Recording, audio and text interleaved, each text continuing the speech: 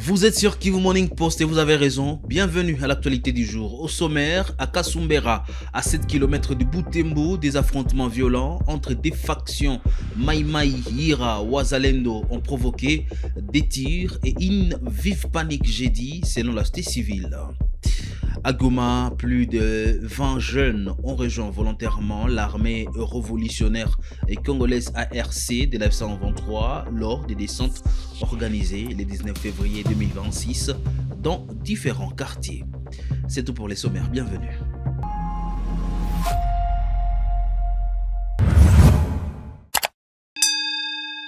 Commençons l'actualité du jour par Butembo. Si c'est pour la première fois que vous nous suivez, abonnez-vous à la chaîne. Des affrontements violents opposants des factions Mai Mai, Ira, Wazalendo ont été enregistrés ce jeudi 19 février 2026 dans la localité de Kasumbera, à environ 7 km de Butembo. Des tirs d'armes lourdes et légères ont été entendus, provoquant une vive panique dans la zone selon la société civile. Maître Moïse Ndekeonge, président de la société civile en commune Moussa, ville de Butembo, Nord Kivu. Par rapport à la question nous adressée autour d'une sorte de sécurité qui s'est vécue ce matin en commune Moussa dans quelques quartiers, nous disons que oui. Est-il qu'après les informations, il y a eu des fractions de Wazalendo qui se sont attaquées entre eux. Alors, vous savez, les fractions sont dans des collines différentes. Alors, il y a ceux habitant une colline, d'Engelez à Diton, qui sont venus vers les autres qui sont sur la colline Mbolo. Alors, ceux d'Engelez, ils sont dans les territoires de Lubero, mais quand ils arrivent déjà pour attaquer au niveau de la colline Mbolo, c'est dans les quartiers violés. Alors, ça a créé panique, ça a paralysé les activités de la population. La population n'a pas compris ce qui s'est passé. Les gens n'ont pas si vaquer à ces occupations cet avant-midi. Même les élèves n'ont pas su aller à l'école. Même la population qui devait aller vers le centre-ville n'a pas su déplacer aisément. Et c'est ainsi que nous continuons à déplorer cette façon de faire de nos frères. Et nous les rappelons ce qui est réputé dans leur ordonnance. Ils sont là pour appuyer les FRDC et non pas pour chaque fois s'entretuer entre eux ou s'attaquer entre eux pour des petits conflits dont on ne connaît même pas d'ailleurs. Donc, nous demandons rapidement à leur synergie, parce qu'ils sont réunis sur une synergie, de pouvoir encore leur rappeler le rôle et aussi d'interpeller ces chefs-là des fractions. À l'autorité urbaine, aussi militaire et la justice, aussi de s'occuper d'eux. Parce que une fois on est déjà reconnu par notre présidentielle, on doit aussi rester aux côtés des règles publiques.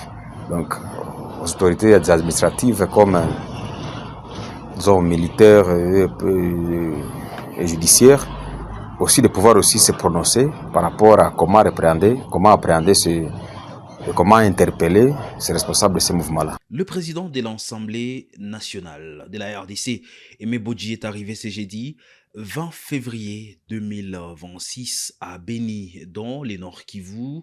Il a été accueilli à l'aéroport de Mavivi par les autorités locales et des habitants et est accompagné de plusieurs députés nationaux du Nord Kivu.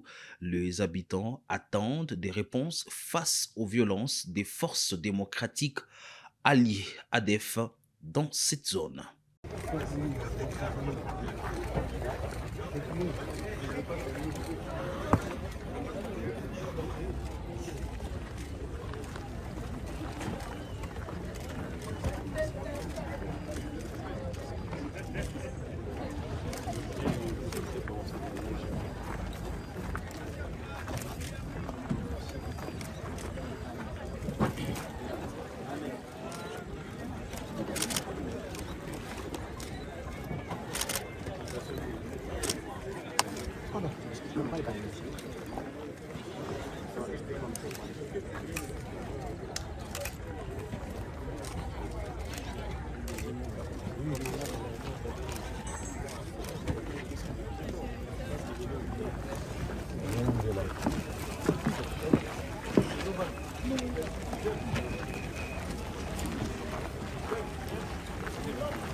Plus de 20 jeunes des différents quartiers du Goma ont rejoint volontairement l'armée révolutionnaire congolaise ARC de l'AFC en 23. Ces recrutements ont été organisés le 19 février 2026 lors de descentes menées par l'équipe provinciale de mobilisation et de sensibilisation dirigée par Théo Ruremesha à Mikeno et Juvenal Chimimana Rukundo à Katoy. Les volontaires affirment agir de leur plein gré pour contribuer à la reconstruction de la République démocratique du Congo.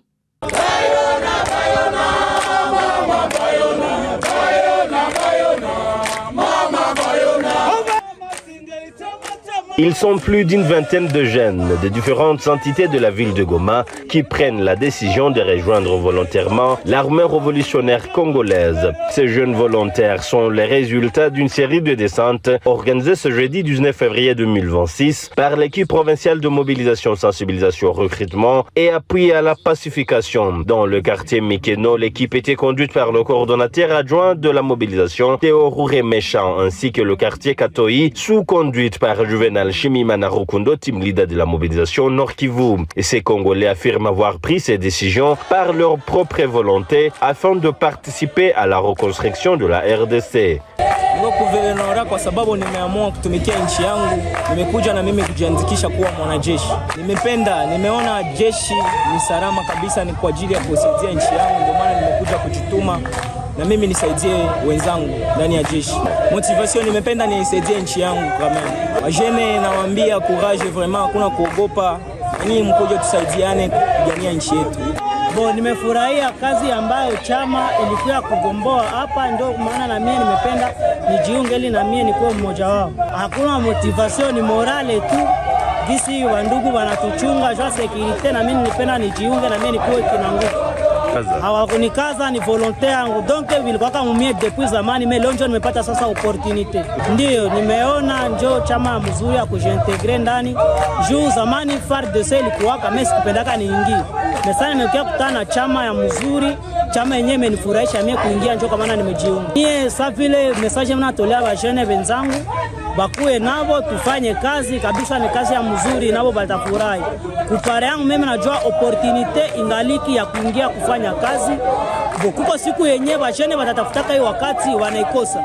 Mimi wakati ingaliki tayari, wakati ingali inawezekana, njia ingali wazi kukia kufanya kazi. Dans le quartier Mikeno, le coordonnateur adjoint de la mobilisation a rappelé la population leur implication à soutenir le mouvement révolutionnaire AFC M23 pour mettre fin aux antivaleurs entretenus par le régime de Kinshasa. Au quartier Katoyi, le maire de la ville de Goma, Katembo Ndalienne Julien, et le colonel Alfred Moussoubao étaient les invités d'honneur dans cette rencontre. Ici, la paix et la sécurité y sont rétablis. Le système 40 voleurs appartient à l'histoire grâce à la franche collaboration entre la population et les services de défense et de sécurité de l'AFC M23, confirme le colonel Alfred Moussoubao, adjoint chargé de relations civilo-militaires au sein de l'ARC.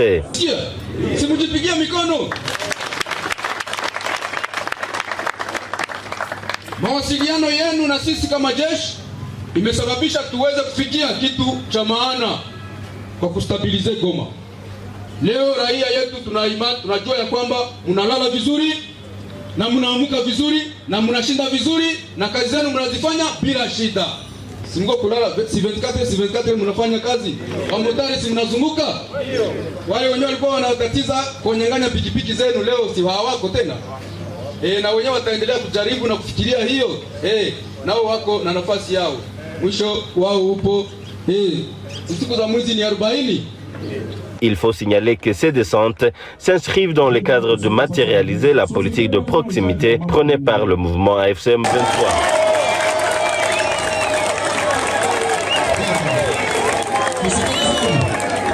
Parlons toujours de la situation à l'est de la RDC. 337 réfugiés rwandais ont regagné le Rwanda via le poste frontalier de la Grande Barrière à Goma ce jeudi 19 février 2026. Ils ont été accueillis à Gisenyi par les autorités rwandaises. Le rapatriement volontaire a été facilité par le Haut Commissariat des Nations Unies pour les réfugiés HCR.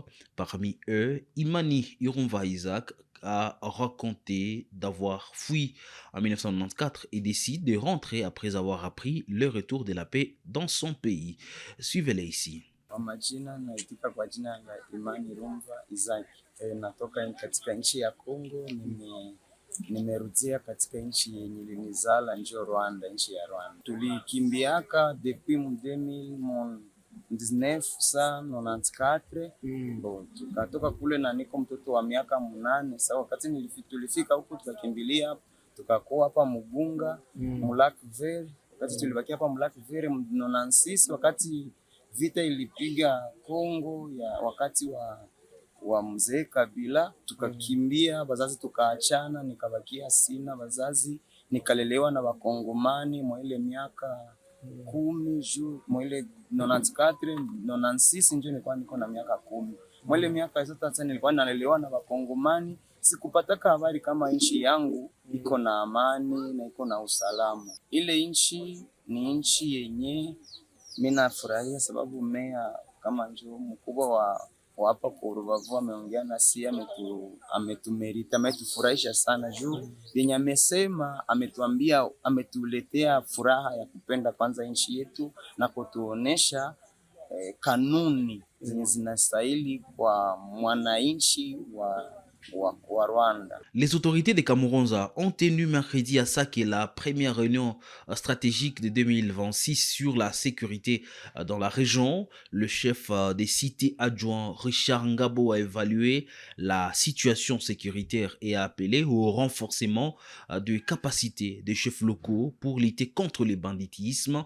Les participants ont salué une amélioration par rapport au mois précédent. Les autorités ont également annoncé la fermeture temporaire de certains axes routiers pendant les heures de Salongo afin de renforcer la participation communautaire dans cette partie de la province du Nord Kivu. Kwa tunafanya leo hii tuone kwetu tumetoka na kwetu tunafika.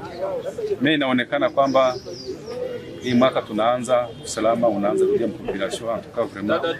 Tunashukuru uongozi wetu wa chama, tunashukuru jeshi letu ambao lifanya nguvu yote ili population ya Sake ipate usalama. Ndio usalama mdogo ulikuwa hapa Sake kwa kuongezea nguvu kwa chef de quartier wa chef d'avenue, nayo ilitusaidia juu kwa chef ambao walikuwa wanatumika mbele na kuta wengi hawajui chenye wanafanya, hawajui mambo ya chef anafaria nini population. Ile wakati wa kuongezea nguvu kwa chef de quartier wala place yao ilikuwa tukatia wengine, ilitusaidia sana kuleta usalama hapa mwa mgini yetu ya Sake.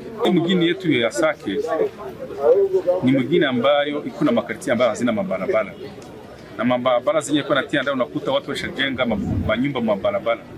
Sasa tumekamata mipango ya kutumika na timu ya kadastri ili watuonyeshe kwenye tutapitisha mabarabara ili kila karti yote mkue barabara, itatusaidia maendeleo ya mgini yetu ya Sake. Habitarudia, hakuna mtu ambaye hauruhusiwi kufanya salongo hata akiwa nani, isipokuwa waganga, walimu, wanafunzi, wapastor, watu kama hao. Lakini wengine yote ambao anaruhusiwa kufanya salongo lazima afanye salongo.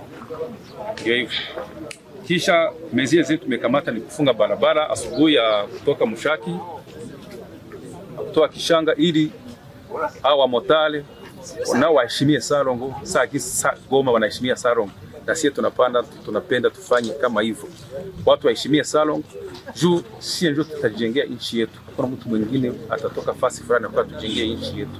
Hakuna mtu atatoka fasi fulani atoe ajenge hii Sake yetu. Sisi wenyewe ndio tutajenga hii Sake yetu kwa nguvu zetu.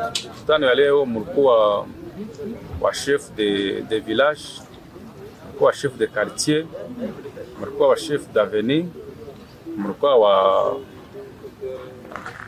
wa gang, mlikuwa wa prefet, mlikuwa wa directeur na zana zile kategoria ndio zilikuwa zinazulia hii mkutano wa leo. Kwanza niko na shukuru uongozi wetu wa chama pia na jeshi letu ya ARC. Juu waliona matatizo ambayo tuko nayo hapa Sake ya usalama mdogo, wakakamata wengine mbinu zao za kutuletea usalama.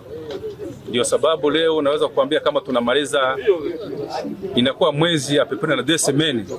Hakuna usalama mdogo hapa Sake, hakuna bandi, hakuna violence, hakuna nini make en tout cas tunafurahi sana. On se dirige dans la province du Sud Kivu. Médecins sans frontières a pris en charge 809 malades et installé 50 points de chloration de l'eau à Sangue dans les Sud Kivu, réduisant de 90% les nombres des cas de choléra à 8 semaines. L'ONG a également soutenu la communauté dans le nettoyage des points de captage d'eau, explique Julia Gracia Zamora, chef de programme MCF. Cette épidémie survient après l'intensification des affrontements armés en décembre dernier qui a rendu l'accès à l'eau potable difficile pour les populations déplacées. MSF a fait une réponse d'urgence à l'épidémie de choléra à Sangue dans la province de Sud Kivu. C'était l'épidémie la plus sévère dans la zone depuis 5 ans et du haut du fonctionnement de points de captage de eau liés aux problèmes d'accès et un système de santé fragile dans la zone. L'épidémie est également accentuée par les mouvements massifs de population qui fuient les affrontements actuels.